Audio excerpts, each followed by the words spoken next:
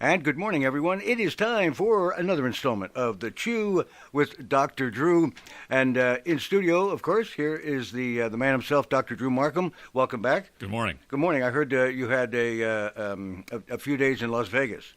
Yes, I did. But this was not for sheer entertainment from Las Vegas. You were there actually you were involved in like a skills teaching, or it just so happens that the facility where I've done most of my postgraduate training happens to be in Las Vegas. It's not downtown, and so I've been there many, many times, and I was fortunate to be asked several years ago to also come a few times a year to help teach some of the live patient courses that they do. So I was there for that last week. Well, welcome back. While you were gone, it was a really eventful week. Mm-hmm. Last week on the Chew, we talked about one of the fears, or rather one of the reasons people don't go to see a dentist. And last week we talked about fear. And this week we're going to tackle a topic that could be a little tough for a lot of folks. Absolutely. We're going to talk about money today. That's it. And I know that in your line of expertise, this is not an inexpensive way to, take care of not just routine things, but, if people have hereditary issues with their teeth, and it can get expensive for some folks. Absolutely. There are cases that cost tens of thousands of dollars that people will spend to rebuild their entire mouth. Of course, that doesn't mean that everyone falls into that category. Right. But with technology having changed, there's incredible opportunities that are out there. But yes, at the same time, the financial side of it is very difficult.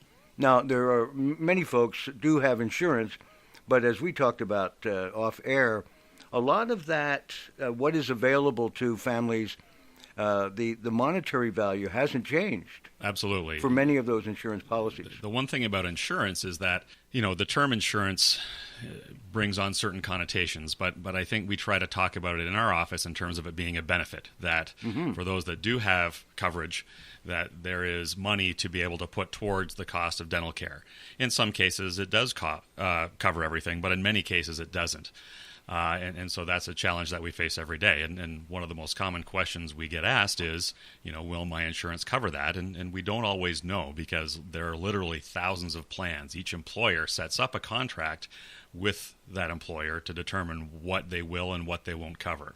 And to answer the question about the total value of the benefit, a lot of plans will have, say, $1,000 yearly maximum.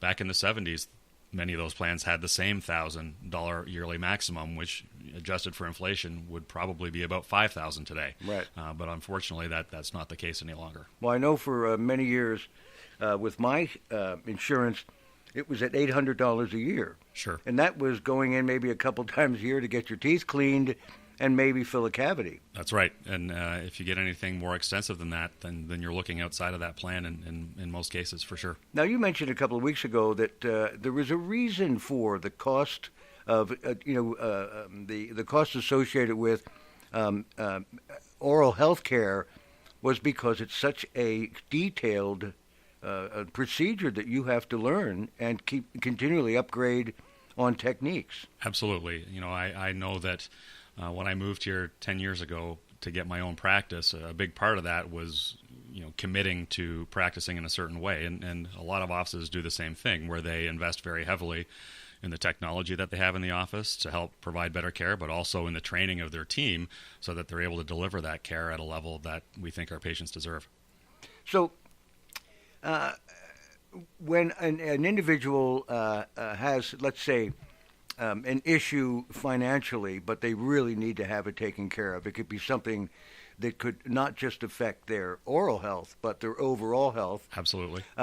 What is available for them to have these, procedures done, and then maybe be able to pay installment-wise or something? Or in our office, we have a third-party partner that we work with that helps spread things out over time.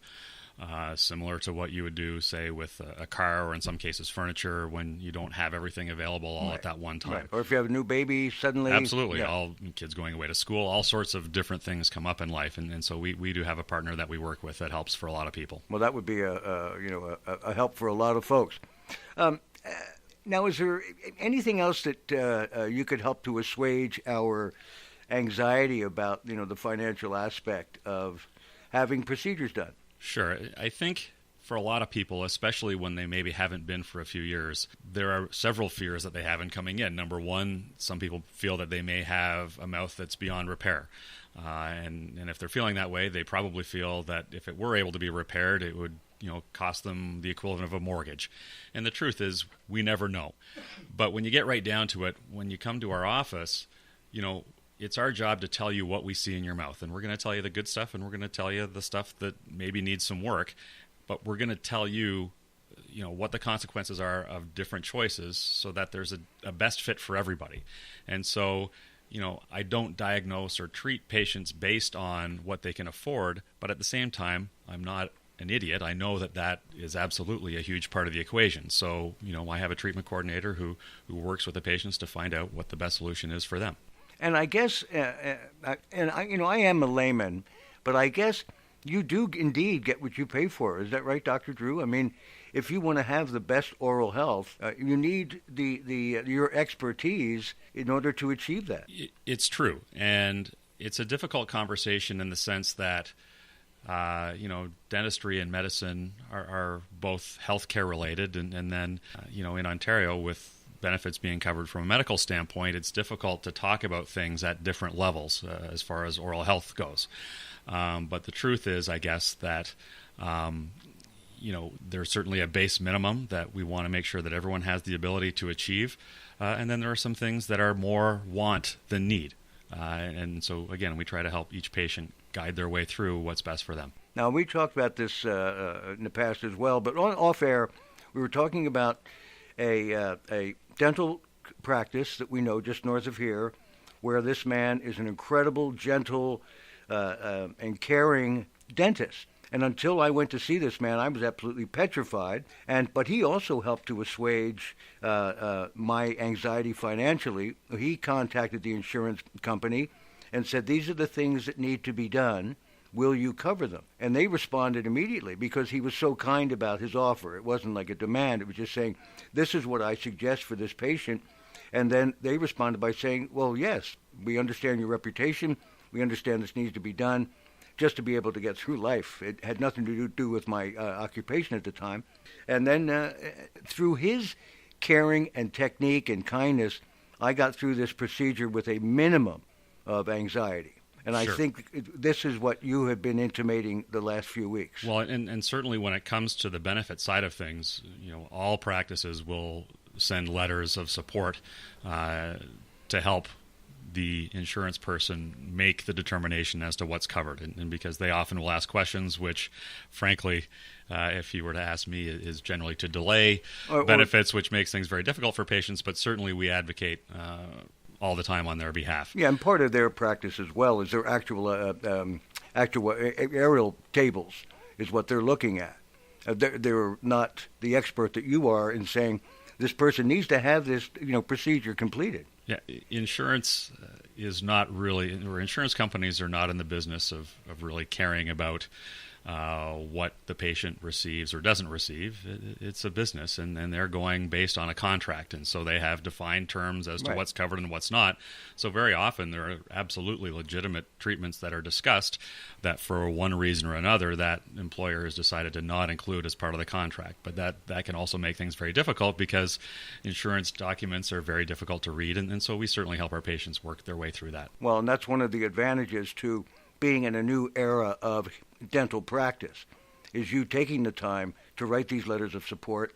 And we mentioned a colleague of yours up north. I never knew that happened. And because of your commitment making that happen, then those procedures can be looked after, and take a little of the financial burden off to your client. Sure. And when it comes to these issues, whether it be financial or treatment-wise, communication really is so important. And a lot of times there are things that are going on behind the scenes that the patient isn't aware of. And so we try to, open the back door, I suppose, and let people see what's going on so that they're aware that, there are challenges, but we're certainly working on their behalf to get through them. Well, thank you for explaining the financial end of, a client going to see a dentist, and that there are ways that you can get that patient the treatment that he or she needs and without carrying this huge financial grab bag of cash in. Sure. Dr. Drew, this is the Chew with Dr. Drew. Thanks again, Dr. Drew Markham, for being here. Thank you. Dr. Drew will be back next week at 9:45 on Monday.